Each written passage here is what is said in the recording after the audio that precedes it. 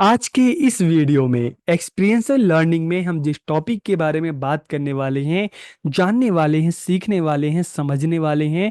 Topic कौन सा है हमारा? कोऑपरेटिव लर्निंग, जिसको हिंदी में हम कहते हैं सहयोगात्मक अधिगम मॉडल। तो इस वीडियो में हम जानेंगे कोऑपरेटिव लर्निंग मॉडल क्या है और इस मॉडल में बच्चों की लर्निंग किस तरह से होती है, बच्चों को किस तरह से सिखाया जाता है। तो देखिए, जब हम कोऑपरेटिव की बात करते हैं ना, सहयोग की बात करते हैं, तो इसका मतलब क्या होता है? मिलकर। जहां पर सब एक दूसरे के साथ मिलकर सीखते हैं, एक दूसरे को सिखाते हैं, तभी तो हम कहते हैं कोऑपरेटिव। तो कोऑपरेटिव लर्निंग मॉडल क्या है, इसके बारे में इस वीडियो में हम जानेंगे। तो वीडियो को आखिरी तक देखिए और वीडियो कैसा लगा कमेंट करके जरूर बताइए। तो वीडियो को हम शुरू करते हैं। और जब हम कोऑपरेटिव लर्निंग मॉडल की बात करते हैं तो this is a popular model of learning, की अधिगम का बहुत ही लोकप्रिय मॉडल है। क्यों है उसके बारे में अब आप जान जाएंगे। Cooperative learning means learning together. की कोऑपरेटिव लर्निंग का, सहयोगात्मक अधिगम का क्या अर्थ होता है? साथ मिलकर सीखना, लर्निंग टुगेदर। और इसमें होता क्या है? Under this the teacher divides the class into small group. की इसमें क्या होता है? जो टीचर होते हैं, शिक्षक होते हैं, अपने जो ग्रुप है, अपना उनकी जो क्लास है, उसको छोटे छोटे ग्रुप में उसको क्या करते हैं?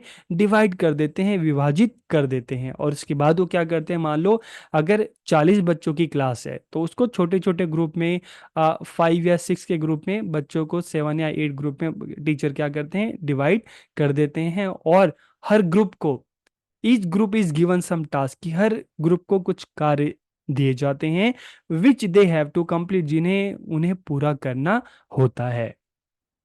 Each group start solving the presented problem and carrying out activities. की प्रत्येक समूह जो उनको समस्याएं, जो उनको टास्क दिया गया है, उसको पूरा करने में लगता है और उससे रिलेटेड जो भी क्रियाएं हैं, एक्टिविटी है, उसको करता है। इस group has learner with mix level of ability. कि प्रत्येक समूह में मिश्रित स्तर की क्षमता वाले शिक्षार्थी होते हैं।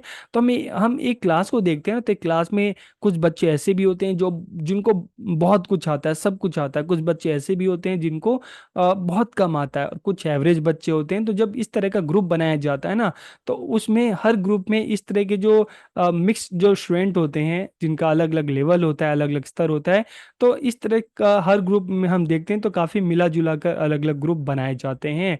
तो प्रत्येक समूह में मिश्रित स्तर की क्षमता वाले शिक्षार्थी होते हैं।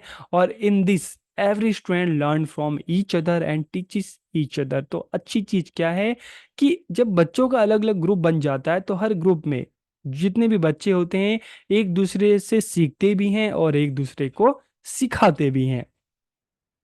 It enable them to learn and teach group members. की यह समूह के सदस्यों को सीखने और सिखाने में सक्षम बनाता है। The success of each member depends on the group success. की प्रत्येक सदस्य की सफलता समूह की सफलता पर निर्भर करती है।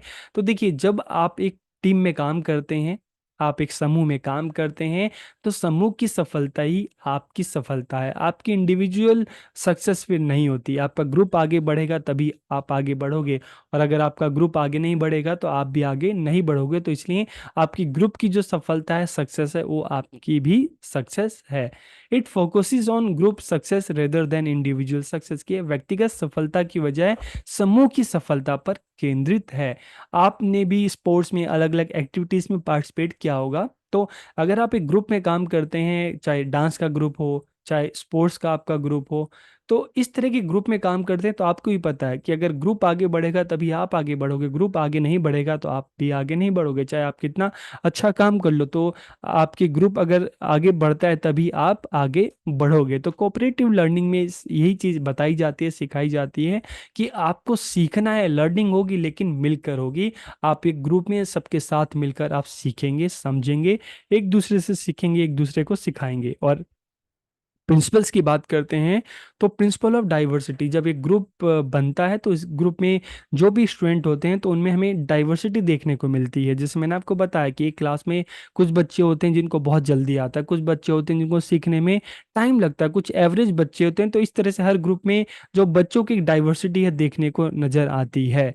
प्रिंसिपल ऑफ कोऑपरेशन, ग्रुप में मेंबर्स एक दूसरे की हेल्प से, एक दूसरे के सहयोग से सीखते हैं।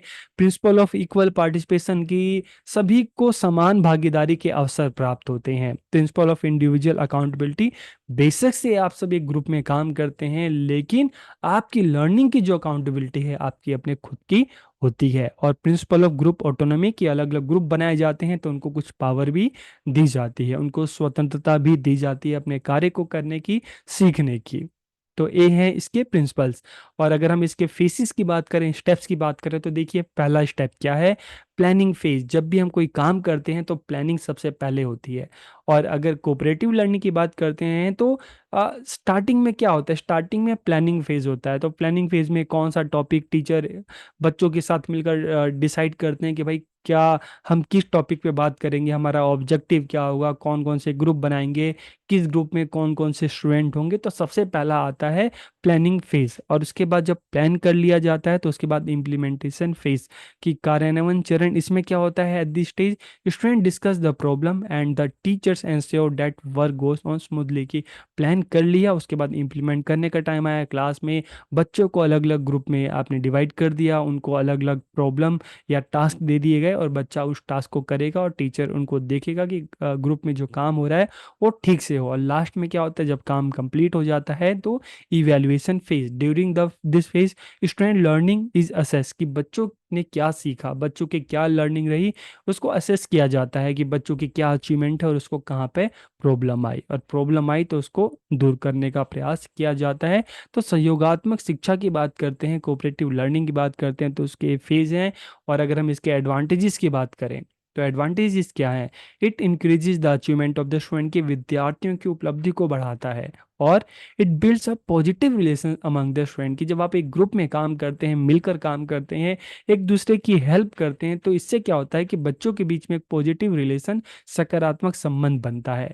It enhances social skill and interaction. जब आपका ग्रुप में एक दूसरे के साथ इंटरेक्शन होगा, ग्रुप में मिलकर काम करोगे, तो आपकी जो सोशल स्किल है वो भी आपकी बेहतरीन होगी।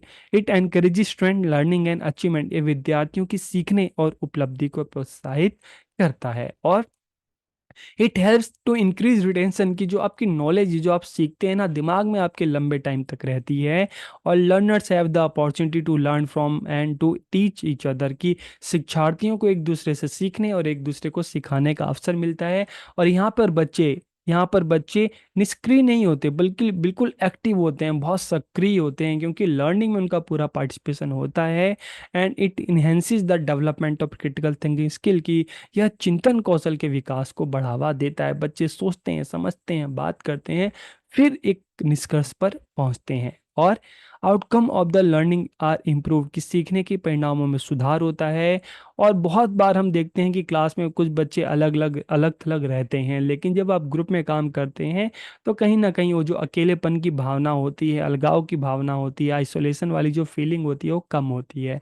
और it helps in the development of decision making, problem solving, communication, negotiation, conflict resolution and group work skill of the student. की इसमें क्या है, विद्यार्थी निर्णय लेना, डिसीजन लेना सीखते हैं, अपनी प्रॉब्लम को सॉल्व करना सीखते हैं, एक अच्छा संचार होता है, बातचीत होती है, जो कॉन्फ्लिक्ट्स होते हैं उसको ठीक किया जाता है, और बच्चे समूह में कार्य करने की जो स्किल है वो डेवलप होती है। और लिमिटेशंस की बात करें तो देखिए, इन एक्यूरेट असेसमेंट, गलत मूल्यांकन। जब बच्चे ग्रुप में काम करते हैं ना, तो अक्सर ग्रुप में ये भी होता है कि क्योंकि पूरे ग्रुप को असेस किया जाता है, तो कई बार आपको भी पता होगा, ग्रुप में आपका 5 का ग्रुप है, 6 का ग्रुप है, 7 का ग्रुप है, तो कुछ बच्चे तो बहुत मेहनत से काम करते हैं और कुछ बच्चे काम नहीं करते। तो कई बार ऐसा होता है कि जब पूरे ग्रुप को देखा जाता है तो यहाँ पर है कि सही प्रकार से हर किसी का असेसमेंट नहीं हो पाता। क्लासरूम मैनेजमेंट प्रॉब्लम, कई बार क्लास को अलग अलग ग्रुप में बांटा जाता है तो, और बच्चों को टास्क दे दिए जाते हैं, तो अक्सर हम देखते हैं डिसिप्लिन प्रॉब्लम बहुत होती है, मैनेजमेंट प्रॉब्लम बहुत होती है। यहाँ पर क्लास को शांत करना, बच्चों को बार बार चुप कराना, तो ये भी एक प्रॉब्लम होती है। और trigger the habit of dependency, की निर्भरता की आदत को बढ़ावा देना। और जैसे मैंने आपको बताया कि एक ग्रुप में अगर हम बात करें तो कुछ बच्चे काम करते हैं और कुछ बच्चे काम नहीं करते। मान लो 6 का ग्रुप है, 4 बच्चे काम कर रहे हैं, बाकी 2 बच्चे उन चारों पे बिल्कुल निर्भर हो जाएं कि ये करेंगे तभी हम करेंगे। तो इस तरह से देखते हैं, कई बार निर्भरता को भी बढ़ावा मिलता है। और नोट, अगर हम बात करें कि एक ग्रुप में हर किसी की सीखने की जो शैली है एक जैसी नहीं होती, कोई बहुत जल्दी सीखता है, किसी को सीखने में टाइम लगता है। ठीक है, तो इस तरह की इसकी कुछ लिमिटेशंस होती हैं। तो आज की इस वीडियो में हमने कोऑपरेटिव लर्निंग की बात की कि कोऑपरेटिव लर्निंग क्या होता है, इसके स्टेप्स क्या हैं, प्रिंसिपल क्या हैं, एडवांटेजेस क्या हैं, और डिमेरिट या लिमिटेशंस क्या क्या हैं। तो आपको वीडियो कैसी लगी कमेंट करके ज़रूर बताइए। आप सबका बहुत बहुत धन्यवाद।